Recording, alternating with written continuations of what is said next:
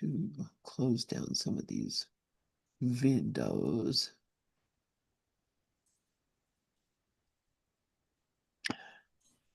And hey, Rafi, thank you for last night. That was really wonderful.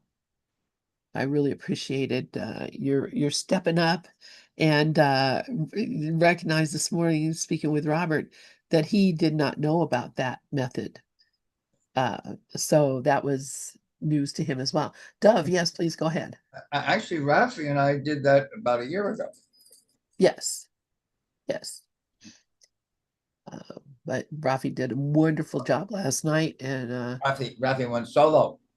yeah, it was, well, solo. He had to have a partner. He can't do it on his own. I mean, he can do it for himself on his own, but this way it was, he was the coach and we were the players, and was very, very helpful to me, by the way, Rafi. Thank you. Glorian has her hand up. Go ahead, Glorian. Yeah, I really enjoyed it also. And, I really do love when Rafi talks about the Sedona method and going through it and the letting go. But last night, it really popped out at me. Will you give up control to have control? And really, ultimately, that's the surrender of the ego to be in the certainty of the Christ mind. And also, it was when you were saying, can you say yes? Yes. When you finally get to that point of saying yes, it's the willingness that Jesus talks about in the Course. So I really did appreciate it also. Thank you, Rafi. Somebody once said to me, if God had a vocabulary, the only word he would have is yes. And that stuck with me because only the ego says no to everything. And I'm so glad you brought that up and reminded me. Thank you. Thank you for that. Rafi. Yes is the perfect word. All right. So yes, we're going to read the Holy Instant and the Laws of God. Would anybody like to read? And is it big enough? Yeah, for it's y'all? perfect. Perfect. Okay, good. All right. Who would like to read? I will. Okay, thank you. Okay, the Holy Incense and the Laws of God, chapter 15, section 6. It's impossible to use one relationship at the expense of another and not to suffer guilt. Yep, when you favor one over another, you're making something special, and oh my God, only the ego does that. And it's equally impossible to condemn part of the relationship and find peace within it. Oh my God, only the ego does that. Under the Holy Spirit's teaching, all relationships are seen as total commitments. That means 100%. It's all together or not at all. That's from the Justice of God, chapter 25. All together or not at all. Sorry, Charlie. Perfect faith in each one, for its ability to satisfy you completely, arises only from perfect faith in yourself. So you do have to finally arrive at certainty and innocence, total innocence and certainty. Without that, there's a couple of dark spots that still have to be removed. Perfect faith in each one for its ability to satisfy you completely arises only from perfect faith in yourself. And this you cannot have while guilt remains. No dark spots, sorry, Charlie. And there will be guilt as long as you accept the possibility and cherish it. Yeah. So where are you going to see the dark spot? Does anybody know? And someone else, of course. None of me. You really gotta laugh. I mean, I'm innocent. They're guilty out there, not me. There will be guilt as long as you accept the possibility and cherish it that you can make a brother into what he is not. Oh, that sounds like a line right out of Sharon Slack. My brother is where he is not, where I don't. My brother, what's the name of that thing? Which Sharon came up with. Sharon, are you there? But anyway, I'm here. I'm here. Walked away. I want to say oh, that I got it. Oh right. no, It's go not. ahead. Tell me. Go Tell me. ahead. No, Tell me. it's not where you think he is. It's not there. My brother is not where I think he is. Thank you so much. And that's identical with lesson 201. No one but is my brother. No one but is my brother. So all, and I actually went through that experience today. Uh, I'm in a group that trades the market. Now they're all part of the loyal group to the leader of the thing, and I do my own thing. So this one guy, for whatever reason, I have no idea why, he puts himself into my space and he's constantly asking me questions about them. I said, I'm not a professional analyst. I don't have a license to advise. Please ask the people out there that are professional analysts. So finally he got it. And then he says to me last night, he says, can I be your friend? The one person I don't want in my space is him. And I said, I remembered what I just said. No one but is my brother. And I said, yes, we are friends always. That's my story. Oh, that is hilarious. Wow. Talk about instant karma there. Uh, uh, so yeah, I love it. It's of course, you're just gonna see exactly what you're projecting out there. And once I realize that, then I can change what I'm projecting. So now he's your friend, and guess what? Uh, that's all you need to do. Really, that's all you need to do. Just let him be exactly as he is. And you know, you you've already done the work that need to be done by saying yes. And that's what Rafi's talking about. Yes. It says Yes, say that's one word God uses. Yes. yes. Oh, by the way, isn't that the title of the book that Dr. What's his name? He said when God calls, answer yes. Answer yes. Say yes, I exactly. can't think of his name up in Rod Shelberg. who? Rod Shelberg. Oh, Rod, right, yeah. Yeah. And Rod, by the way, is a student of uh, Glorian Joel Goldsmith. Joe Goldsman. Yeah, Yeah. He's a Joel, Goldsmith guy. Yeah. student Joel. Yeah. Which, yeah, I love Rod. And of course Jody, she's a dear friend, and Yeah, uh she was my roommate at the really. Yeah, Chicago. right. That's right. Yeah, Yeah. Jody used to teach it. Yeah, she's amazing, Jody Ebling. So anyway, enough of that. Uh, so uh, uh, so he's saying here uh, that it's impossible to condemn part of a relationship and find peace within it. And excuse me, even if you say yes to the relationship, even if you have any judgments at all about it, you're still going to have conflict, and you're still going to be experiencing within yourself. Should I do this? Should I not? Is this right? Is this wrong? Uh, if he calls you up and says, "Let's have dinner," shall I, shall I go or shall I not? There's still the conflict is still going to show up until it is completely clear in your mind.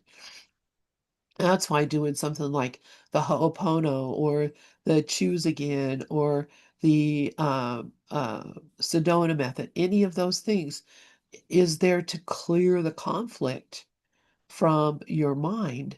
Uh, and what is the conflict? It is using one relationship at the expense of another, condemning part of a relationship and looking for peace in it. That any part of the relationship that you condemn is going to still haunt you. And so, that you got opportunity to partner with the very thing that is uh, causing you even the least amount of grief. That's what I was saying about my relationship with Teddy. Once I said yes and said, I want to heal this shit. I can't stand this anymore. Which you really, I mean, that your situation with that guy is not like this. That situation with Teddy, as you probably well know, was almost untenable completely. And I just got to the point where I just knew I had to heal it. And I knew that it was my own thinking that was making it be that way. And when I shifted, uh, it's not like he stopped saying the things that he was saying or doing the things that he was doing. It's that I just saw it and said, yeah, okay, no big deal. This, why should I be concerned about this? Why should I care about this? He could call me names all day. He could, he could disparage my, naivete as much as he wanted to. What do I care? It means nothing to me. And that was what happened. Once I recognized that nothing he said had any meaning to me, uh, that I was the giving it all the meaning and I could stop that at any moment, I found the peace in the relationship. And then I could just laugh when he would say that stuff. I would just laugh. I'm like, oh my God. I used to want to kill myself after I heard that. I used to leave, gather, and go and cry in my room. I would just go and cry because of things he said to me. How ridiculous is that? Rafi, yes, please go ahead. Yeah, the thing that I use all the time in the situations such as this is how is he or she or it serving me? Because we're all here serving each other's awakening, each other's liberation, each other's self-realization. That's the only reason why this dream is here in the first place, and it isn't here at all. So I always look at that, and if something is bothering me, and it's never them, it's me, and I got to find out what is he showing me? What are they showing me that I got to get rid of, that I got to heal, that I got to take care of?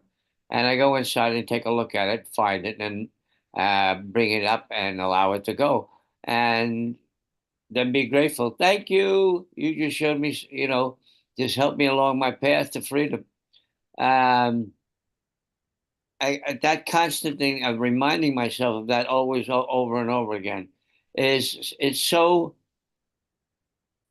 a place of such clarity and peace. And the simpler I keep it, the more powerful and peaceful it is. So thank you. Thank you so much, Rafi. Yeah, keep it simple, silly. uh, Karen, please go ahead. Thanks, everybody. Yeah, I love what Rafi just shared because it reminds me of what Dove always shares, to be grateful for your triggers.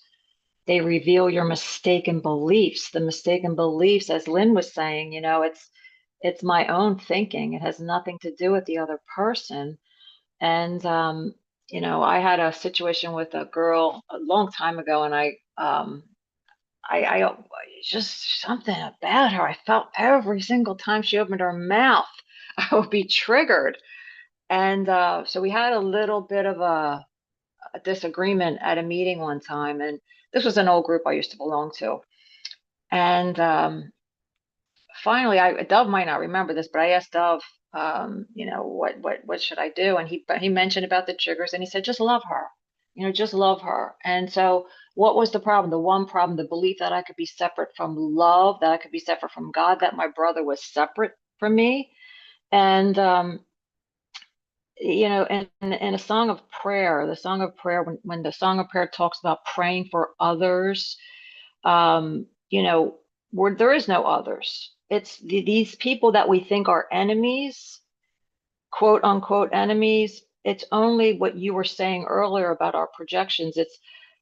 It's prayer for others, if rightly understood, becomes a means for lifting your projections of guilt from your brother and enabling you to recognize it is not he who is hurting you. So I forgive my brother for what he has not done. This is the story I made up, believed was real. Here's the sin. Let me remember there is no sin. It was a mistaken belief. And this whole paragraph, I just love all of it, and it's reminding me of the holy relationship. Under the Holy Spirit's teaching, all relationships are seen as total commitments. So, total commitments, there is no lack, there is no needs. As Dove said, who could doubt a son of God? What is as certain as a son of God who is perfect, whole, and complete? Each person in a holy relationship has looked within and seen no lack. And if there are two people, if there is another and the other person doesn't see it, it doesn't matter. We're always healing our own mind. So I love these reminders, and that you just can't go wrong. You just can't go wrong with this. Everybody's playing their part perfectly for us to learn these lessons that we need to learn. So I thank my brother for triggering me. I'm grateful for my triggers. Thank you. Thank you, Karen. Yeah, absolutely. I wouldn't have believed that like 10 years ago, but I definitely see it now. And it just, I have to keep reminding myself, they're doing this for me, actually. The only reason I'm seeing it is because I want to see it. So why do I want to see this? And really look at it, then recognize that projection, it has a purpose. It is absolutely doing exactly what I ask it to do. So thank you for that, Karen. Gloria, yeah, please go ahead. I'm loving this conversation. Thank you, everyone. And I really like what Karen shared there about what Dove said about just love them. And Sandy would often say that. And when you come to see, like, just loving them is blessing them and making absolutely no demands on them, recognizing that I'm giving everything all the meaning that it has for me. So, like Rafi's always saying, we ask, Holy Spirit, what does this mean for me? And recognize that it's a projection of my own mind. So, the only thing that ever needs to be forgiven is my mind for believing I'm something that I'm not. Today's lesson, let me remember there is no sin. I'm not an ego, I'm not a body. But I really like this paragraph where he talks here about it is impossible to use one relationship at the expense of another and not suffer guilt. And the reason is that if we're evaluating or we're seeing two relationships, we are in guilt. We're in the ego. We're in that projection of good and bad, right and wrong, duality. And it is equally impossible to condemn part of a relationship and find peace within it. So if we're condemning, we're judging, we're analyzing, we're not looking for the peace, which is the oneness. So we recognize that the only peace is God. So we want to see our brother as he or she truly is. Under the Holy Spirit's teaching, all relationships are seen as total commitments.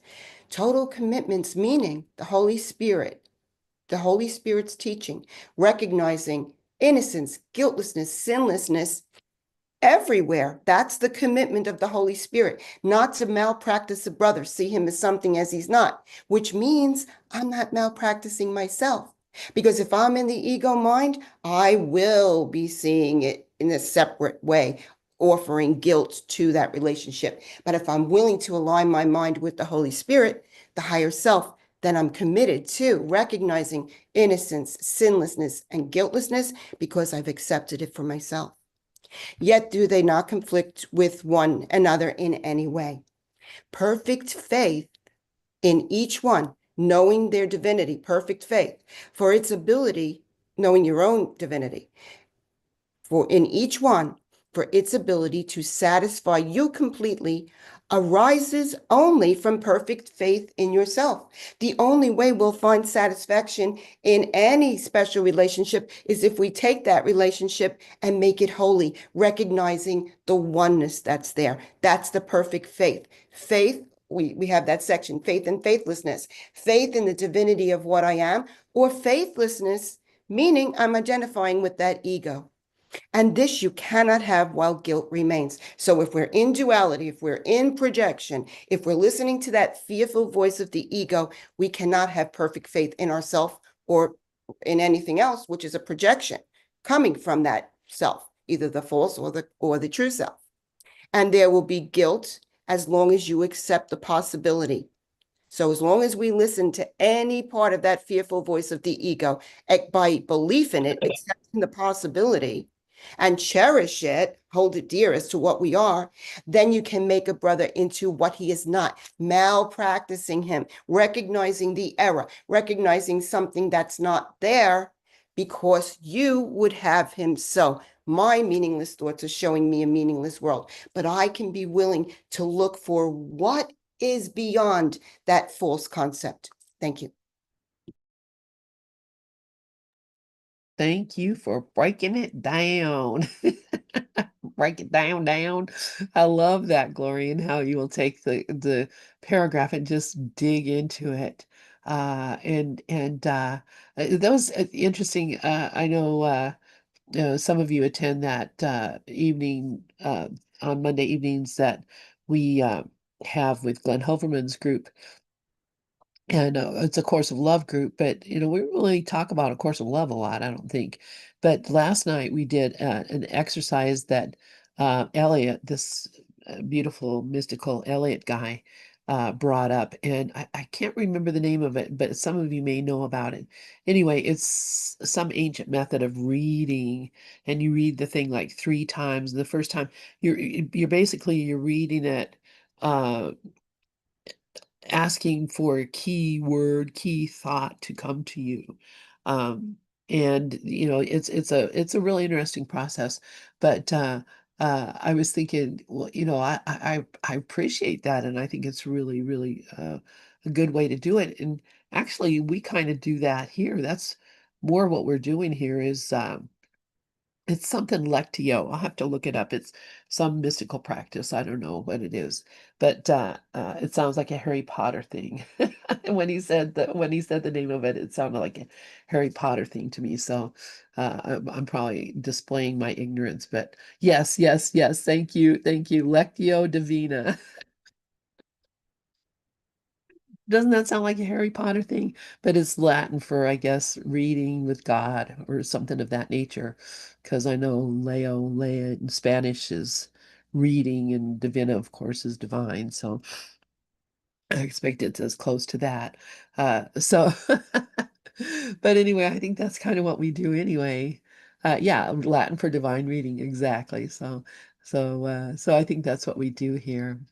And I think this is to dig deep into this, um, the whole idea of guilt. Again, this whole paragraph is about when we judge another, when we look at another and see them as being something separate, different outside of ourselves. That is, what do we call it? Course in Miracles calls it sin. The only thing of sin is the belief in separation. So when we look at another in any way at all and see them and have a relationship with them, then that is actually a reflection of the sin of separation.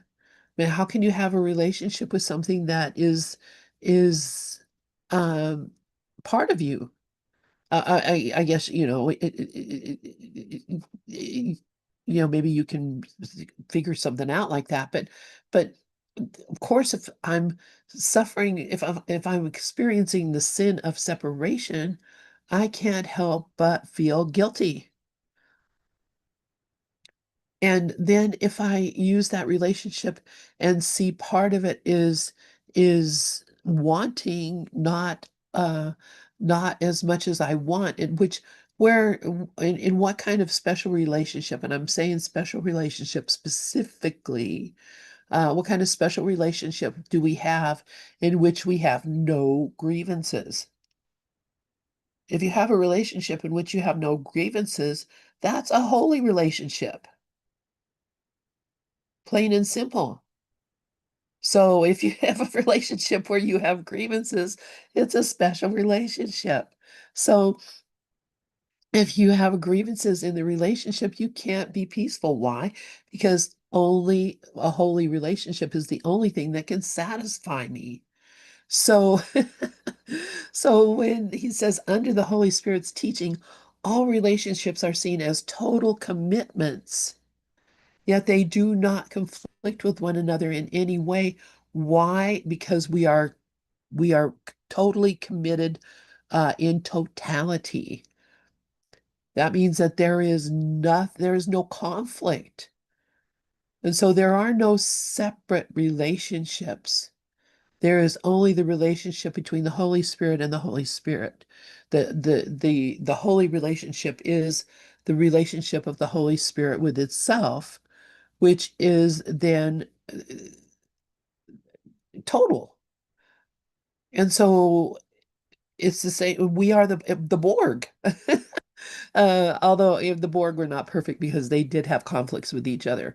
And so that, obviously that was had to happen. You couldn't, but if you had a perfect Borg community, yes, there would be no conflict with anybody and everybody would do exactly what they were doing and there would be no uh no special relationships at all. So this place where there's no conflict, no sin in anything, no fear in anything, when you come to that place, uh, perfect faith in each one for its ability to satisfy you completely arises only from what? Perfect faith in yourself. Why is that? Because the only one who can mess this up is me. The only one that can bring about conflict is me. It's like the thing with Teddy. Once I stopped being in conflict with him, it didn't matter what he said or did. I just laughed and I was in joy about it. I was so grateful and so happy. I loved him so much.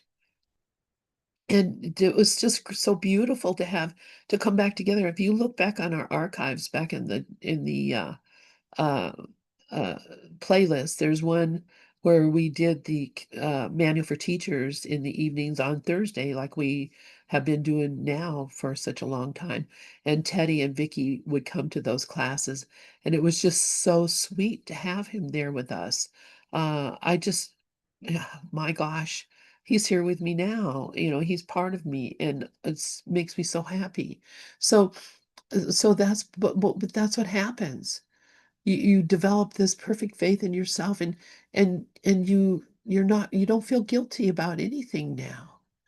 Um, so and there will be guilt as long as you accept the possibility as you as, and then cherish it that you can make a brother into what he is not because you would have him so. And that's what Sharon said about I can't say I don't know where my brother is. He's nowhere other than me. Oh, I love you, Gloria, and happy birthday. Hope you have a wonderful one. If you're gone already, goodbye. I just saw she was leaving. All right, any other comments on this paragraph before we move on? Yeah, rich, rich, rich, rich stuff. Okay. Who would like to read paragraph 2?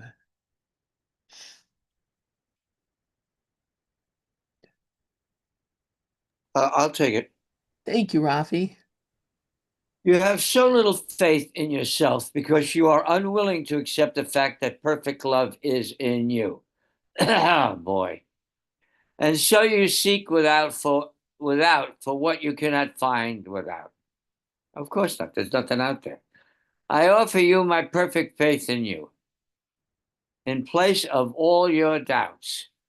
But forget not that my faith must be as perfect in all your brothers as it is in you, or it would be a limited gift to you. If I'm not seeing everybody as divine love, I'm not seeing them right. It's the holy instant we share our, that's page 188 of Dove's book, by the way. In the holy instant, we share our faith in God's Son because we recognize together that he is wholly worthy of it. And in our appreciation of his worth, we cannot doubt his holiness. So we love him.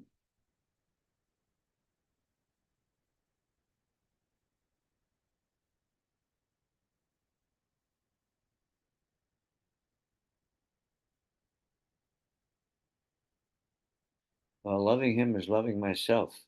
There's only one love, and it's infinite and universal. There isn't anything that isn't that.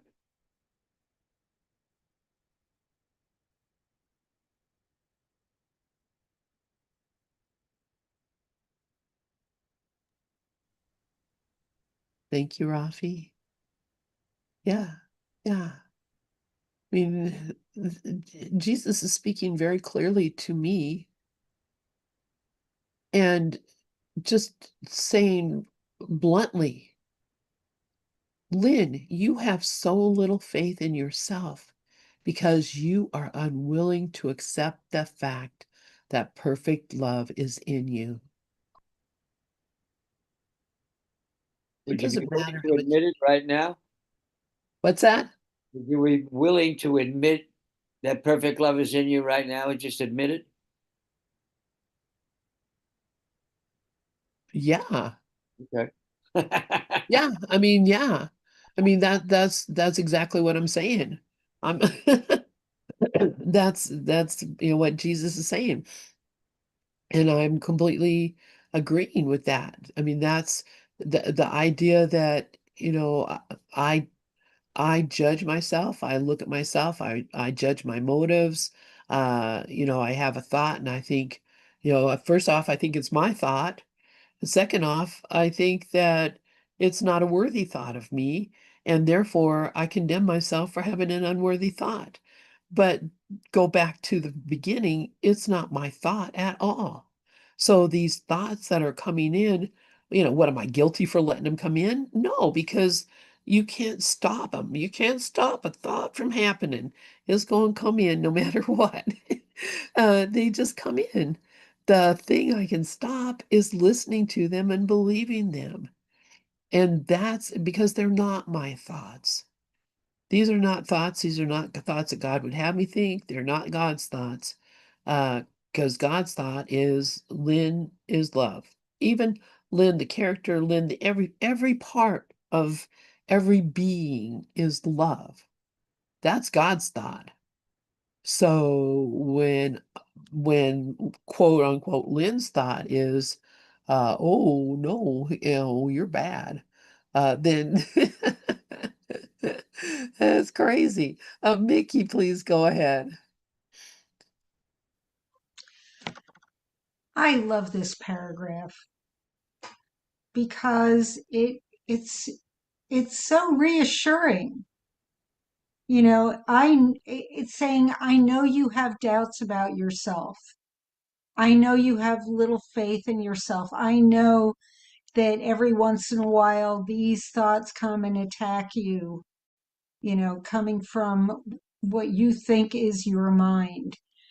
But he says, I don't worry about it. Fear not, because I will offer you my perfect faith in you in place of all your doubts. To me, okay, that's great. Take it away, take it away, Christ mind. Take it away, perfectness and oneness.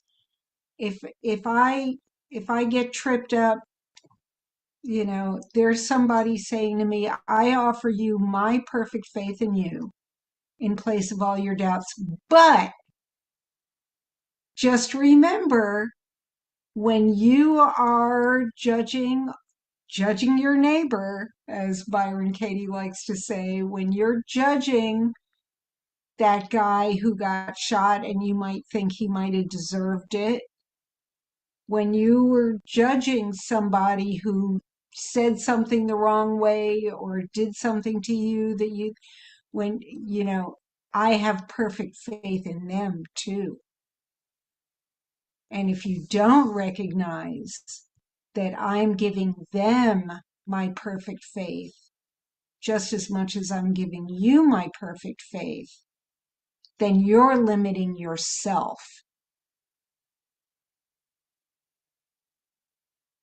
You know, and I have to keep remembering every time I judge a brother, every time I have a thought of judging myself, even, there's somebody there who's going to offer perfect faith in me. And that if I am going to limit that to just myself or my friends or my special relationships or people I think deserve it, then I'm limiting myself as well. There you go. Thanks. Thank you. Yeah, there you go. Karen has posted, my thoughts do not mean anything. Why? They are not your real thoughts, and that's from lesson 10. Exactly. Karen, yes, please go ahead. Yeah, thank you, Mickey. That was beautiful. And you know, this is for me reminding me that we can't even comprehend the love of God. This is the love of God that loves us all equally, perfectly. That's why he tells us that we're much too confused to know what love is, to know that it is either love or a call for love. There is nothing else, but we're much too confused because we believe in special love. You know, we believe in differences. We believe in, you know, it's the specialness that we're undoing here. And it's not, you know, we're not here to be perfect. We're not here to pretend we don't have special relationships. We're here to look at that first and we give it over to the Holy Spirit.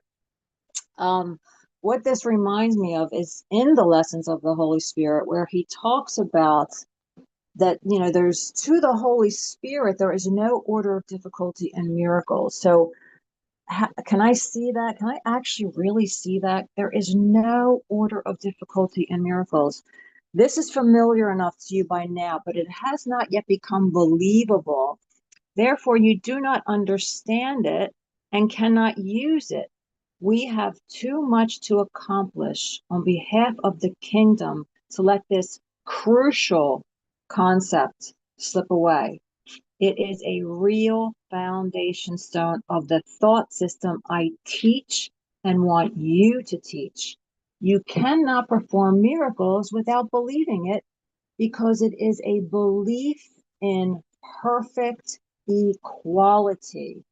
Only one equal gift can be offered to the equal sons of God, and that is full appreciation.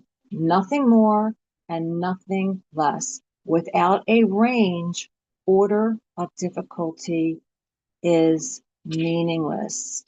So this is what we're talking about, God's love here. You know, we're not talking about a love that we can really comprehend. And for me, I get glimpses of it, but do I still judge my brother? Yes.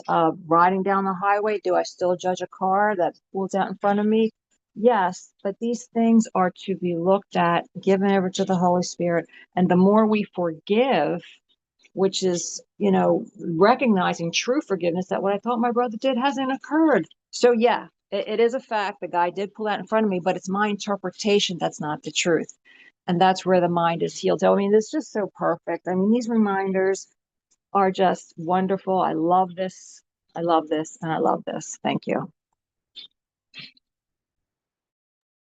Thank you, Karen. And yeah, of course, this is being bringing up to me again lesson 181, which we've been talking about, and lesson 201, where Jesus says to us, let me go find it. I just posted it in the chat. Trusting your brothers is essential to establishing and holding up your faith in your ability to transcend doubt and lack of sure conviction in yourself. So this is what he's talking about, is this doubt that we have in ourselves, that we are worthy of God's love. And the only way to actually transcend that doubt is to trust your brother. When you attack a brother, you proclaim that he is limited by what you have perceived in him. Again, I made my brother into what I think he is. And you do not look beyond his errors. Rather, they are magnified, becoming blocks to your awareness of the self that lies beyond your own mistakes and past his seeming sins as well. And then the next paragraph, not going to read it all. It says, perception has a focus. It is this that gives consistency to what you see. Change but this focus, and you will behold, what you behold will change accordingly. Your vision now will shift to give support to the intent which has replaced the one you held before. Remove your focus on your brother's sins, and you experience the peace that comes from faith in sinlessness. And so this is, it's shifting our focus. What is a miracle? A change in perception. When we shift our focus from this idea of our brother being this sinful being that is intent on harming us, we shift our focus from that and shift it to um, what the Holy Spirit sees. Uh, we'll see our brother in this loving way. And and this is the kicker of it all, that this is the absolute kicker of it all. When I choose to see my brother in the light of the Holy Spirit, I will experience that in myself. That is what brings me joy. That is what brings me peace. That is what brings me contentment, knowing that I am loved. If you think I don't feel the love of God within me now. I read this lesson 189. I feel the love of God within me now. I don't feel that. What is going on here? Well, because am I loving my brother, who is God, right there in front of me? He says, if you can't love your brother who's right in front of you, who you can see, how can you love God who you can't see? Excuse me. This is just the insanity of the ego. So he's telling us this is like rah rah. Okay, I'm here with you, and my faith in you is perfect because I know you can do it. And I know your brothers can do it to you. You may think that brother is a real jerk, but in my eyes, he's the same as you. And so whatever you see as a jerk in him is your own perspective. It's your perception. You know, there are people who just say things because they want to upset other people. There are people who say things so they can upset other people so that they can make money because they get a lot of views on their podcasts or on their TikToks or on their Instagrams. They get paid for it. They put it on YouTube. Bob was talking about YouTube. I didn't even realize YouTube had so much bullshit on it. I only look at a couple things on YouTube, my channel and my friends' channels and my beautiful music that I love. I don't know anything about all this other debate that's going on. I'm glad I don't, because I have a feeling that that would have kept me, hanging out in that dream world of fear and anger and obsession I mean, honestly, I used to have my TV turned on consistently, constantly on MSNBC, so I would not miss a single sin that was being put out there by these people that I thought were my enemies because of my belief that somehow I knew something, and that I was the arbiter of peace or truth or love or whatever. I mean, I was insane about it. And now I don't even turn the TV on. If I do, now I'm watching the Halloween baking championships. So I will I'll turn on the TV and watch the Halloween baking championships. And of course, some people win and lose, but it's still beautiful. And I love all those people that I love people liking to cook, and I like to cook. So anyway, Rafi, please go ahead. Yeah, what I use Facebook for is go to the groups, and there's a group for Robert Adams, there's a group for Ramana Maharshi, and it's all that stuff. So I use that as constant reminders of the truth.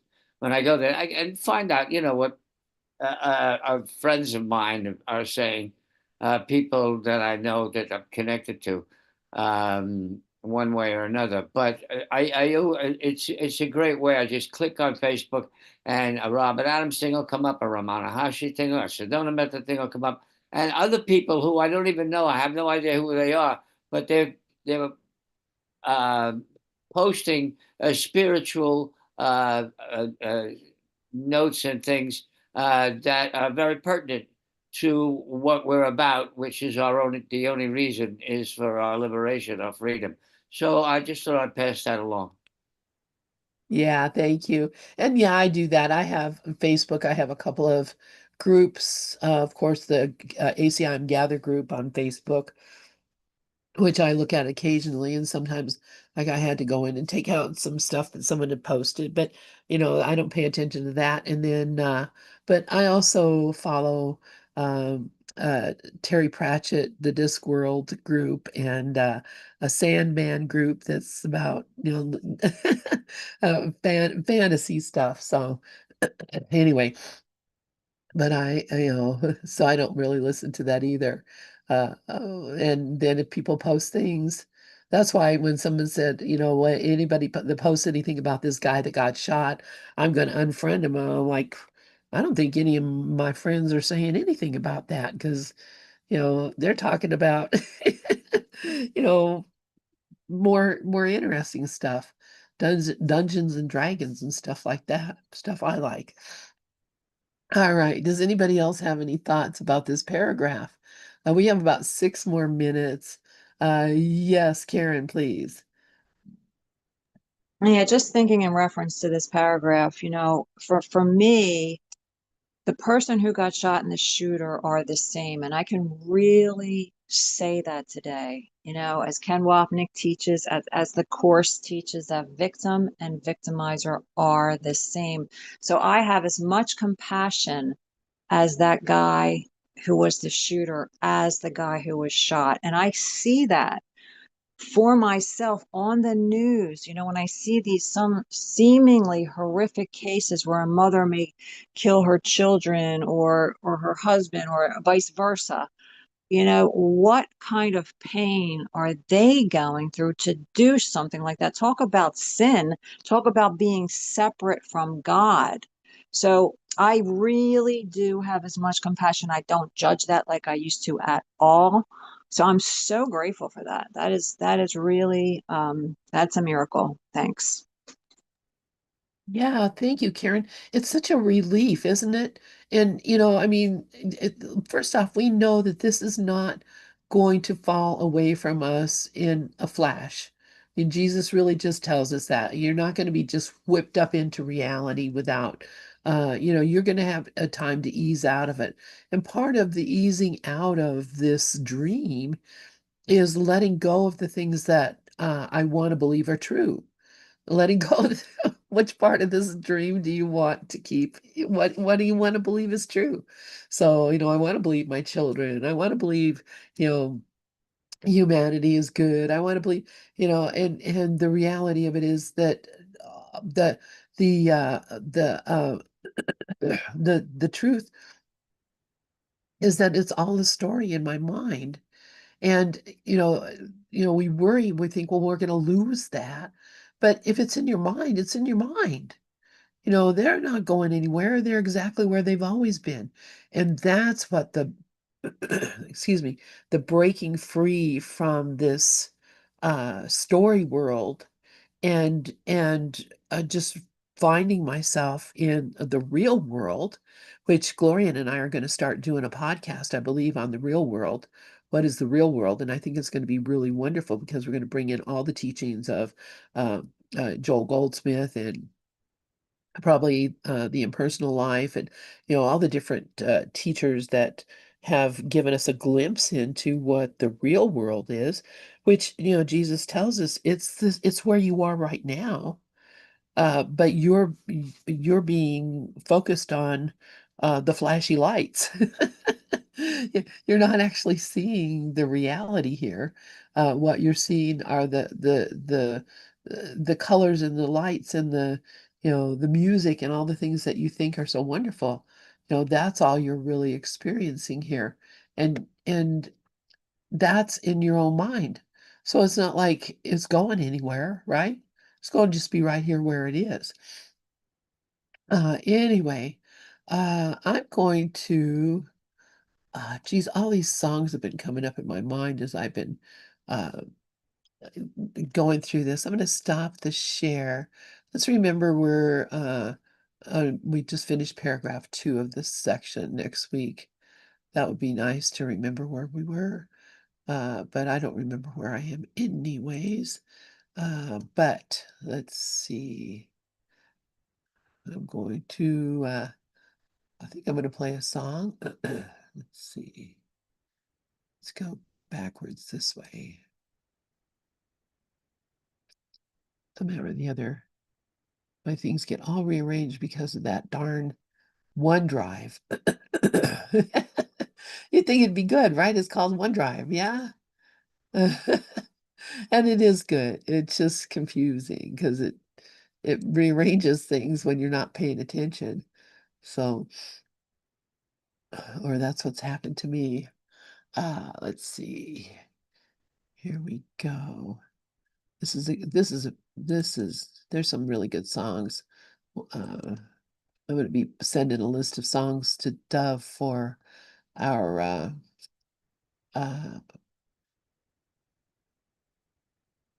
let's see, our Sunday meeting. All right.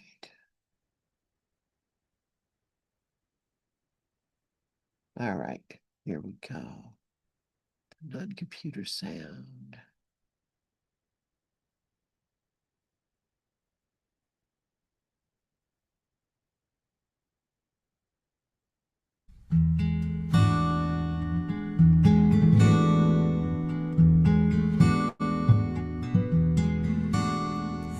Father, I come to you today to seek the peace that you alone can give.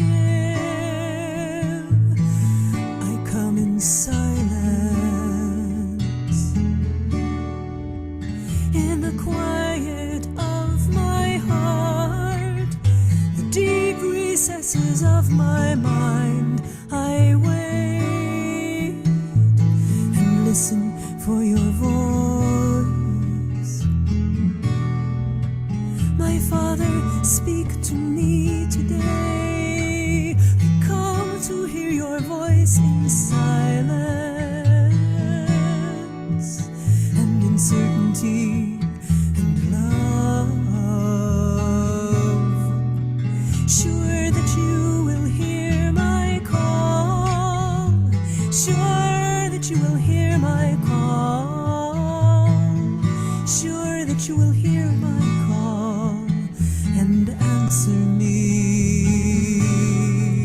Peace to my mind, let all my thoughts be still. Peace to my mind, let all my thoughts be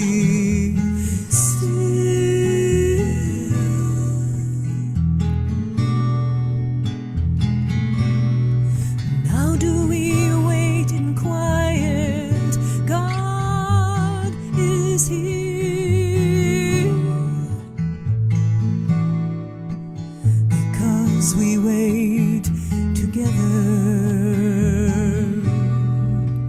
And I am sure that he will speak to you, and you will hear. Accept my confidence, for it is yours. Our minds are joined, we wait with one intent,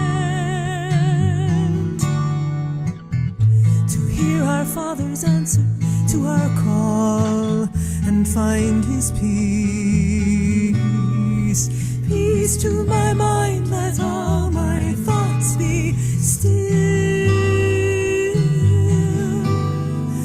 Peace to my mind, let all my thoughts be still. La la la la la la la la la la la la la la la.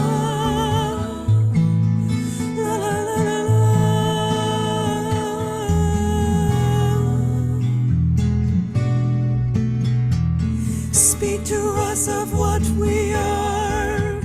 Reveal yourself unto your Son. Speak to us of what we are. Speak to us of what we are. Reveal yourself unto your Son. Speak to us of what we are.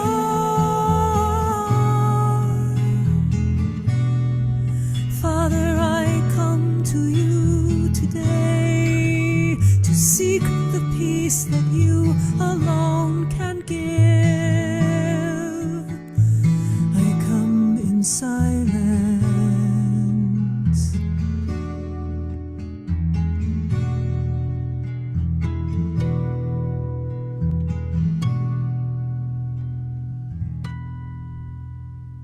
Thank you all for joining us this morning. What a wonderful morning it has been so far. I'm going to go ahead and close out this YouTube. If you're watching on YouTube, make sure you click the like and subscribe, and then you'll get notifications whenever we're on live, which is quite frequently.